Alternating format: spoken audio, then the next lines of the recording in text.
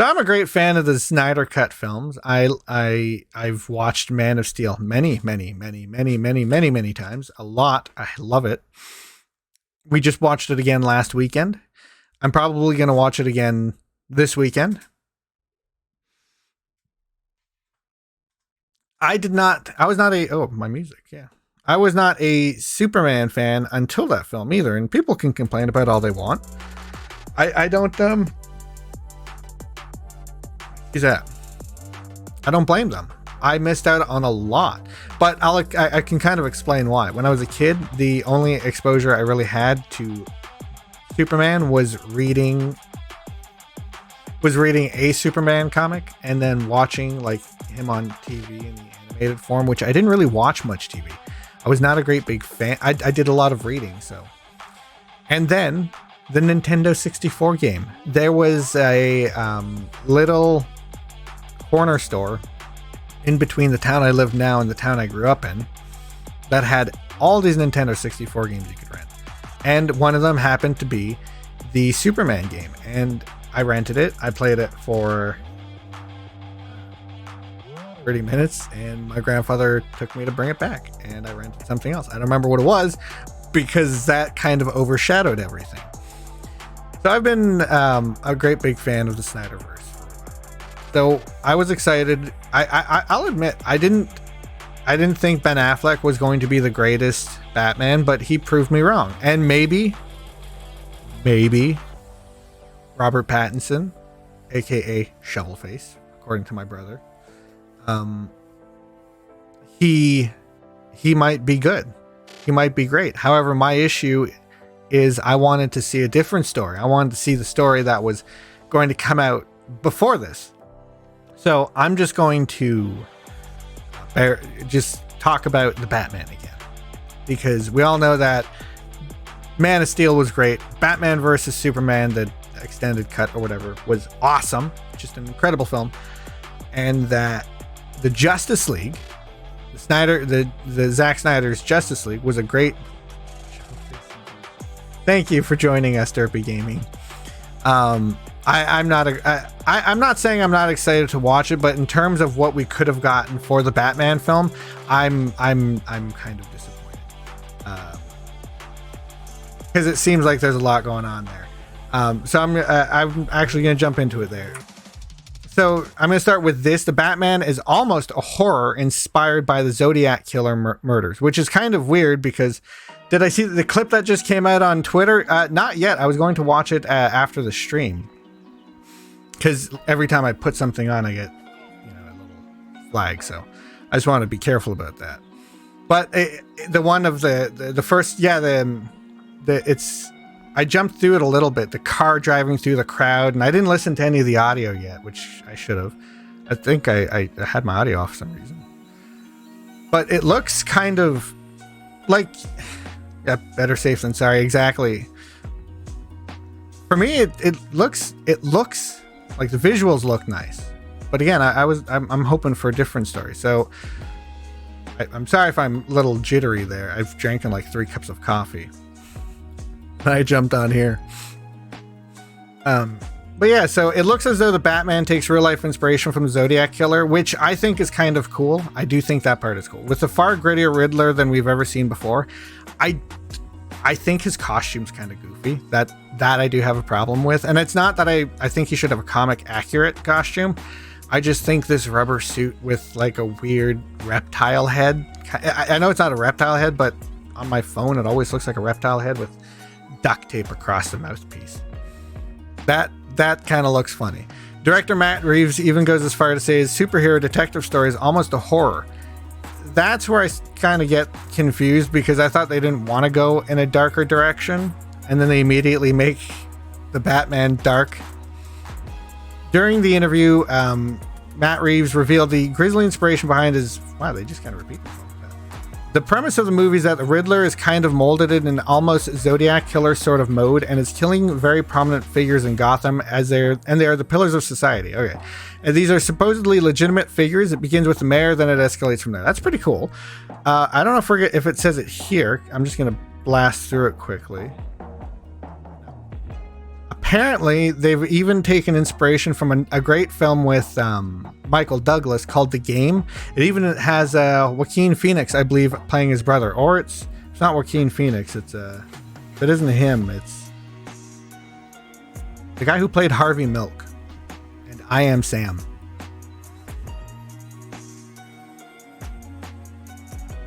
Basically a Saw-like Batman Man movie. Oh yeah, from what I'm understanding, yeah. And he's gonna go through, well, a game. Stars as the Riddler, a serial killer and nemesis of Batman who weaves an intricate puzzle to solve. But it looks as though, as always, the great and good Gotham City aren't all they're cracked up to be. I always like when they deconstruct big cities and fancy stuff like that. Maybe it's just a little anarchist inside of me, but I'm not down with the rich kind of person, but it's always funny to see stuff like that happen. In the wake of the murders, the Riddler reveals the ways in which these people were not everything they said they were, and you start to realize there's some kind of association. Okay, see, when they say stuff like that, it kind of gets me excited for the Court of Owl stuff, but at the same time, every time I look at this, I'm getting more Earth. Like, I know they call this Earth 2, but I'm getting, and I'll get into it later, Jeff Johns' Earth 1 vibes, even though they're showing a lot of red. The Batman stars Robert Pattinson as a younger version of Bruce Wayne, and it looks as though the early days of his vigilante career will be focused on bringing Danos' obsessive serial killer to justice. But don't expect it to be easy. Although the recent trailer gives us a glimpse of a focused and determined Batman, Reeves explains that the film occasionally has more in common with a horror movie while still acting like a detective story at its heart. See, that's exactly it. No matter what, I'm hoping it's a good film. That's the other thing. Although I'm very much a Snyder fanboy, that's the other thing, is I want these characters to be treated a little better. Like I'm very much a big Zack Snyder's Justice League film and the extended cut of the Batman versus Superman. So getting to see something that might give them not necessarily a run for their money, but something that hopefully on par with, for me, Civil War, because that was one of the greatest Marvel films that had come out of there. And I do see that there could be some merit to this. It's just, as I'll get into later, why I'm hesitant. The idea of a place that, I'm actually excited that it's 3 hours long, because I'm one of the people who say movies should go back to the length they used to be. Like I've got basically my hard drive is made up of movies 4 hours long, 3 hours to 4 hours long. 10 Commandments. I'm locking up. 10 Command. Yeah, see, we'll get into it later. Quo Vadis. It's not important right now. Sorry. This idea of a place that is corrupt and you try to swim against the tide in order to fight against it and make a difference is quintessential Batman. And that's true. That is actually true. At center of those noir stories, almost always a detective, right? And that's why he's the world's greatest detective. And so this story, in addition to being almost a horror movie and a thriller, wow, now I feel like he's just adding things on. Not a modular thing. And an action movie at its core. It's also very much a detective story. It's very narrative. See, this part kind of makes me worried. Sounds like he's just adding things onto it. Like, I guess his suit, I haven't seen this shot of it, and that shot's actually pretty good. I'm not gonna lie. And I like my cinematographic, I don't even know how to say it anymore. I'm not gonna lie, I need the washroom. That's what's giving me my brain stop. This is see, that's what I mean. This looks goofy. That's my only issue. Of all of the things in this film, it is the Riddler that is the goofiest. But maybe much from the comics.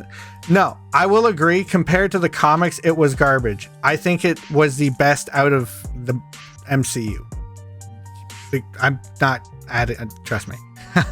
I like the Civil War for all the little, like the comic book Civil War. I liked all the little side things they did with it.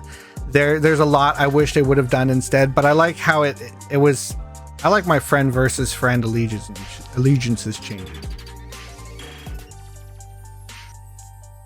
But yeah, that last part is very much true. It doesn't feel like a war. I feel like it was just a placeholder for the film title as opposed to actually being about an actual civil war. because they didn't really fight to the death until Tony Stark was in, what was it, Russia there? That's the other thing. I forget the last location I go to. See, my problem with him is he's got that. I'm not gonna lie. When I found out he was Batman, I thought he'd make a better Nightwing or something, just because of his scrawny figure and that look in his eyes, you know. Like he too watched his parents die, but it affected him differently. Oh, okay. I didn't notice the stitching on it. And for Selena Kyle, everything below the waist, I swear, looks fine. Emo Batman, I like that. Somebody was saying Twilight Batman, which I think is kind of unfair because I do like a couple of his other films, and he does do better outside of Twilight. My only issue with her is her hat. I don't know if you remember back in 2016, women kept running around with those pink pussy hats. Had those little ears on the side. This, I'm not gonna lie, this confused the hell out of me. What? My brother, I didn't realize who it was at first until I read Colin Farrell. There it is. I thought it was and I thought it was such a terrible casting at first. Give me a second and I'll pull it up. I don't know why my brother was talking about him yesterday.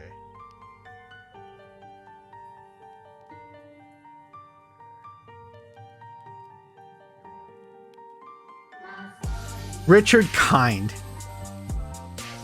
Well, hopefully, honestly, hopefully this entire bit is a phase, and if Earth 2 is good, fine, we can stick with that. They'll have to convince me, but yeah, I thought this was Richard Kind, and I was so confused. I'm like, but he's too like funny, and maybe he really pulled it off well. But no, that's not. I'm on the wrong one. That's not who it is. I know I'm probably the only one who thought that, but like this kind of seems like a classic Batman shot. And again, for me, his car bothers me. I know he's just starting out. See, look, I'm not, again, I don't care if it's comic accurate. I just don't like this mask. Whatever you want to call it. I'm also not totally against the casting of Jeffrey Wright as Jim Gordon. I'm more upset that we don't get more what's his name there as Jim Gordon. Or if we do, no, I guess we won't, because we're not going to have Ben Affleck. We're going to have Batgirl. Yeah, see, look at him. That's how I used to dress. My dad used to call me emo. I was never emo, but my dad thought I was. I just didn't like to dress like my brother. The muscle car, see, I like muscle cars, but I like Batman's goofy. Hope I don't get flack for this. I like all of his goofy, like it's too cool. Like it brings out the emo too much. I like his goofy, you know, all those fins that are rounded, and wow, I guess I'm kind of saying I didn't like the Dark Knight Rises one, but yeah, I kind of like when they're long and skinny, which is funny because I'm kind of against Michael Keaton being Batman, and yes, it's because he's old, and if I will argue the whole Spider-Man thing too. I got something for that, but no, I don't know what it is. I think it's because for me it's not long enough. I don't know if that makes any sense, but every time I think of Batman and the Batmobile, I think of a long, skinny, I'd almost say ugly car. Now again, it doesn't have to be comic accurate. Now, is it me, or does this cape just not fit well though? I know it's supposed to be homemade looking, and the cowl kind of goes really well to that. Although from here it kind of looks like Leatherface stitching the faces of his enemies together. This looks cool, but again, every time I see him in it, for some reason I think that would be so cool if it was blue and it was Nightwing. I was about to say, is that Jim Gordon? But that's Matt Reeves.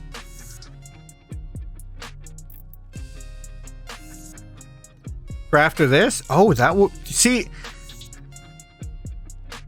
if they tease that in any way, I'm there.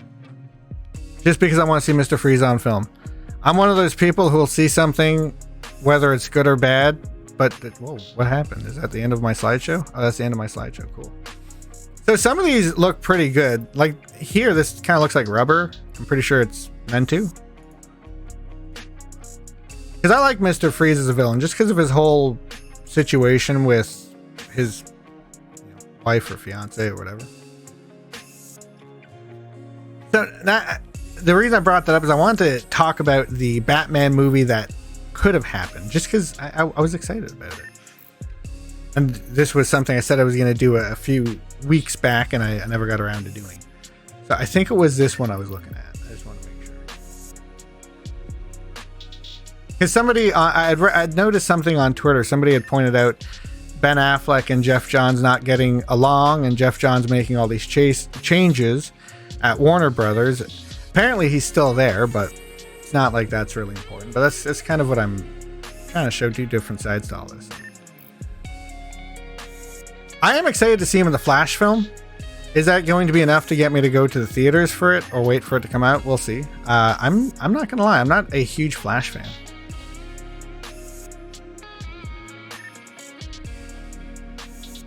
Like the way he looks, or like the storyline. Because I'm not gonna lie, I was talking about it earlier. I read more than I watched, which is how I've came to love these characters in such a. I was not excited for Man of Steel because basically my only exposure was a Superman game. Batman was somebody I really liked, but I basically only read stuff, so a little lost when it comes to both. I like that, yeah, okay. But that's exactly what I mean by sometimes I like Goofy, because animated Mr. Freeze. Yeah, that I like that. Again, it doesn't have to be comic accurate, but again, I like all this. I did not know he could do that. This is awesome. If he can do that, I'm down with it. I don't even care if it doesn't make any sense. But that's what I mean. There are some things I'm gonna accept if it works, of course, because I don't want silliness for no reason, especially when it's supposed to be serious. Now, Batman does get a little sillier in the comics, I find, but again, I don't think I've said it in this stream so far. In the Batman Inc. series that I was reading, he's a little goofier, I find, than when he's on his own. So there's also that. So here, I'm just gonna run to the washroom and I'll be right back so I can get this. So Zack Snyder, I'll just read this one. If it isn't this one, I'll go on to the next one. Is here and it sees the return of the article came out March 22nd. So yeah, I don't think it was this one. I'll start with this one. Is here and it sees a return of the original cast, including Ben Affleck's Batman. The actor stepped down from the role before his solo film was made, and at one time it looked as if he had given up the cape and cowl for good. He's returning in the Flash solo film to be replaced by Michael Keaton. And Affleck also reprised the role for additional photography on the Snyder Cut. With these latest developments in the story of Batfleck, his future and the fate of the canceled Batman movie seems uncertain. Oh no, it's definitely not happening, which is why I'm talking about it. Apparently a lot of, even my personal friends, I guess I haven't spoken about it enough with them. So we've rounded up the story of Scrap Batman movie from Affleck's first appearance in the DCEU up to now and explained what the film would have been about. Though it doesn't seem likely that we'll ever get to see it. Joe Manganiello, who plays Deathstroke, I apologize for messing that up, in the DCEU was going to be the main villain of the cancelled Batman movie, which is why I was excited to see it, as teased that he might not be done playing with the character. With that in mind, never say never about seeing this story come to life in some way in the future, even if it doesn't look at all that likely at the moment. Well, no, because kind of my complaint with Michael Keaton might come true with Ben Affleck. Age is going to become a thing, and my point with that is he made a great Vulture. Michael Keaton, sure, he made a great Vulture, but all his fighting was CG, basically. And I'm pretty sure most of his fighting as Batman was a lot of like, waka, right? So sure, we could say, well, it got different, and That's why he can train Batgirl. But why would we want a bastardized version of Batman Beyond when we could just get Batman Beyond? I mean, they're doing Batman Earth 2 or the Batman. Why can't we just do Batman Beyond 2? You know. So Ben Affleck was first cast as Batman way back in 2013, a few months after the... Oh, I did not know that part. I skipped this. I was looking for the other bit. The actor debuted as the Caped Crusader in 2016's BVS Dawn of Justice. The movie received largely negative reviews from critics. I loved it. I thought it was great. Now, could it have been better? Yes. Justice League, I wasn't a great big fan of, though. I shouldn't say that now.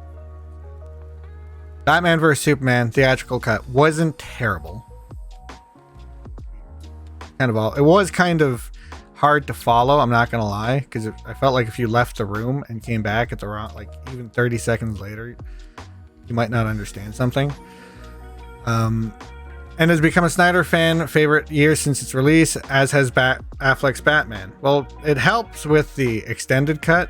Not long after the movie premiered, a Batfleck solo movie was announced by the then CEO and chairman of Warner Brothers, Kevin Tsujihara. Well, that sucks that... Affleck then reprised his role for a small part in David Ayer's Suicide Squad, which apparently has a David Ayer's, there's a Zack Snyder's Justice League, Suicide Squad. I don't know what's wrong with my brain. There's a David Ayer's cut. Like its predecessor, it wasn't a critical hit, but it did perform well at the box office with Margot Robbie's Harlequin. And I could even do an entire bit on what was supposed to happen in there, because what I followed for that and what came out was not the same thing. That for me was eye-opening when I actually got to see that. How different it was versus what they teased at first. And you can go on Twitter and just find people who have done tons of cuts of showing the trailer and the theatrical. Originally, Affleck was set to co-write with Jeff Johns, direct and star in the Solo movie, but he stepped away from the director's chair in 2017 and was replaced by Matt Reeves. Reeves then scrapped the script and started fresh, and rumors of a new Batman soon sprung up. Profile. I just realized that was Dexter. That's Dexter in your profile. Isn't he holding a lightsaber? Anyway, sorry. Affleck returned for, and I'm probably jumping again, so Reeves then scrapped the script and started fresh, and rumors of a new Batman soon sprung up. Affleck returned for 2017's Justice League. The story of that movie is fairly well known by now, but Snyder stepped away from the movie after a family tragedy, and Joss Whedon was brought in to oversee reshoots that substantially changed the film. Which is true. Hence the hashtag release the Snyder Cut movement, and now hashtag release David Ayer's Suicide Squad. The Snyder Cut now streaming on HBO Max. You can even buy it on Blu-ray and 4K and all that. Theatrical cut was not a success with fans or critics, and it massively underwhelmed at the box office. Nothing just short of... I didn't even go see it in theaters. I'm not gonna lie. After Suicide Squad and hearing what was going on with Justice League, I didn't even end up going to see it. It wasn't until 2019 that it was finally revealed that Batfleck was no more. Robert Pattinson was announced to be a successor in May 2019, which is kind of the one we were just talking about. So that's why I'm saying, compared to what we were getting and what we could have got, I don't know. That's why I may not go. That's why I'm planning on waiting till it comes out and then streaming it. Affleck seemed to... it wasn't up until 2019 that... Robert Pattinson was announced to be a successor, starring Reeves as the Batman, which isn't in the same timeline as other DCEU projects. There's a infograph, I should try and go and look for it, that shows the new timeline, how it's coming. Affleck seemed to have left the DCEU behind for good, but in August 2020, news broke that he'd be returning for the role for The Flash, which is set to explore the multiverse, as Michael Keaton's Batman is also involved. We also learned in 2020 that Affleck returned for additional photography on Zack Snyder's Justice League, shooting his first ever scene opposite Jared Leto's Joker. It was March. Wow. that brings us up to the present, where the future of Batfleck is still blurry. Officially, he's not coming back, but stranger things have happened. Certainly in the DCEU. Jeez, I cannot read. Ben Affleck was... Wow, why did Ben Affleck step down? Ben Affleck has revealed the reasoning behind him giving away from the cowl. I showed... Wow, what? The reasoning behind him giving away the cowl. Pretty sure that's easier to say.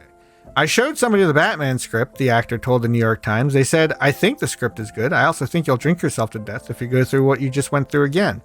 The New York Times piece also said Affleck stepped down after deciding that the troubled shoot for Justice League had sapped his interest. Well, I wonder why. What would it have been about? Thanks to Joe Manganiello, we know a lot about the Batfleck solo movie would have featured. It was a really dark story in which Deathstroke was like a shark or horror movie villain that was dismantling Bruce's life from the inside out. It was a systemic thing. He killed everyone close to Bruce and destroyed his life to try and make him suffer because he felt Bruce was responsible for something that had happened to him. Actually, I think I made a mistake now that I'm reading this. I don't think it's the Batman that's like Michael Douglas's, like the Batman that's coming out. That's like Michael Douglas's The Game. I think it's this one. That was Michael Douglas's The Game. Which, okay. Maybe they stole some of that influence. I'm going to guarantee you, maybe Matt Reeves, because a lot of films have been doing that. Look at the Joker. It has a lot of falling down, Taxi Driver. So maybe they'll both still have it. In fact, the original Justice League post-credit scene, restored in the Snyder Cut, set up the now canceled Batman movie. That was kind of a cool scene. I didn't quite understand it. That's why I didn't know what the hell was being said. In the Batman script, Deathstroke loses his son and blamed Batman for it. Manganiello told the Man vs. Game Twitch stream, which is why in the restored end credits sequence that appears in Zack Snyder's version, that was what we originally shot. It was Lex Luthor getting hold of Deathstroke and letting him know, I know who killed your son. His name is Bruce Wayne. Manganiello also revealed about Deathstroke's characterization in the movie. I really didn't want Deathstroke to have powers. I wanted him to be just a man who experienced a tragedy, and instead of becoming this altruistic, I thought while I was reading that said autistic for some reason. Utopian who believed that people could be better in a better society, who was just this nihilistic killer, and there was a line. In the sand between the tactics he was willing to use and the ones Bruce was willing to use. Okay, so we'd see two different directions of what it was like to be an assassin. That's pretty cool. What he learns and what he learned. The film was also going to feature Arkham Asylum with cinematographer Robert Richardson, who was attached to the movie, explaining on the Happy Sad Confused podcast he was going more into the insanity aspect. So I think you would have seen something a little darker than what we've seen in the past and more individual who's inside Batman. He was entering into a little more of Arkham. He's going into where you keep everyone who's bad and everyone has shifted. He also included the caveat, there was a script, but not a loved script. There was a lot of work that he was doing to it. He was trying to change it. Could we see the movie someday after all? Manganiello doesn't think so, but he did say he hasn't said goodbye to Deathstroke yet. That's pretty good to know. Yeah, Ben Affleck confirms he's working with something with Geoff Johns on DC. Figured out the best way to play Batman while making The Flash. Okay, so this is, yeah, that's not it either. Yeah, so I was talking about the wrong one. So Batfleck's Batman movie was similar to The Game, which honestly, go watch it. It's such a good movie. I watched it while I was a couple years ago. It's got a kick-ass scene towards the end that is just worth watching it a few times. Or I click on something that gets... Here it is. So this is why I believe Geoff Johns is kind of the reason for these huge changes and why the Riddler is more central to the film than he was going to be in, if he was going to be in, because I had read, and it was really only on Twitter, because I don't think I've read anything here that said anything about there being multiple villains, including Riddler, Joker, Mad Hatter, and Bane.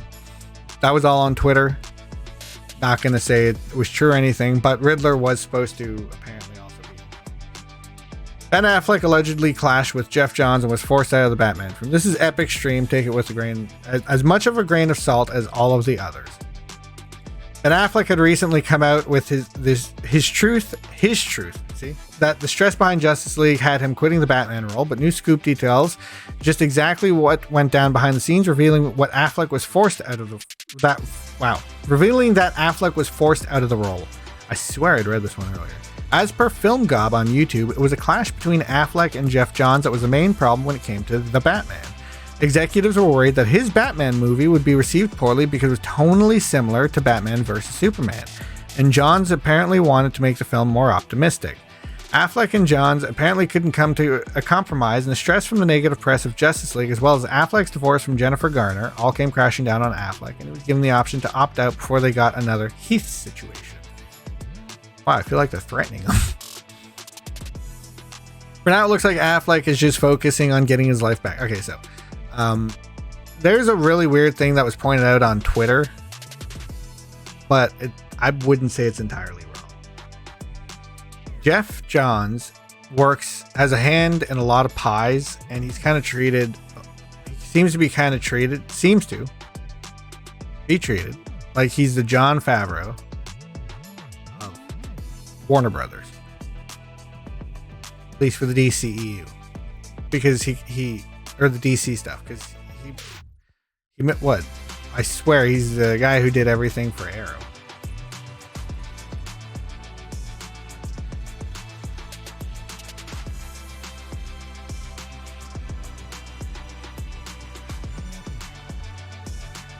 The Flash, Writer, Titans, Stargirl, Aquaman. Hands on a lot of pies, right? And his Titans, Arrow, see? Superman Unbound, Green Lantern. So he does a lot of stuff. Writes for the DC Universe Online. Now, I did go through this earlier. Has nothing to do with the Batman anymore. That's fine.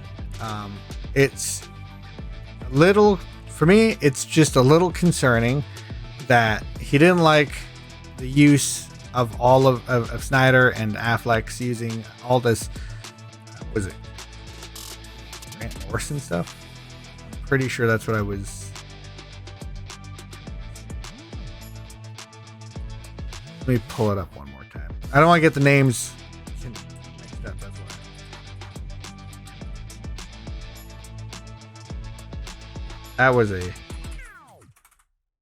That was a prime minister. Yeah, I meant Grant, by the way. Whoever I was speaking to earlier. I meant Grant. I don't know how I got it.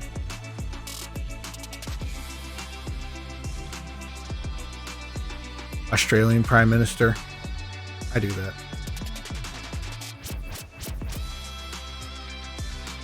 Using Grant Morrison's line of work and stuff like that. Which is weird because I swear the two of them worked on Final Crisis, which is where all this was basically probably going to head in the first place. Not anymore.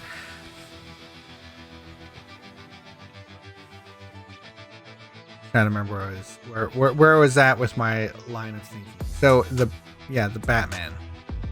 I think Geoff Johns is kind of just stroking himself off in this case, because it's clear there's a lot of influence from Batman's Earth 1, basically Volume 2. 6 months after those of Volume 1, a mysterious killer who calls himself the Riddler is murdering people in Gotham, hoping to get Batman's attention. Also, after losing track of one of the drug dealers, and this is a though called Earth 1, it's a separate timeline from the basic, regular Earth 1. There was a couple of titles, and these are actually good. I'm not saying they're not good stories. This isn't the story I wanted to see the other Batman film. So that's just the differences in the two films. As you can see that Geoff Johns is wanting to tell his stories harder than anybody else's, and I think it's going to affect people there. Clearly it affected Ben Affleck. That's why he left. Do I hope the Batman is good? Yes, because if that is good, I'll forgive not everything else, like them going and doing that other thing they're doing with the DCEU timeline, the Shazam and the Supergirl and the Batgirl being led by octogenarian Batman. That's just, I don't understand that. I'm sorry. I can't.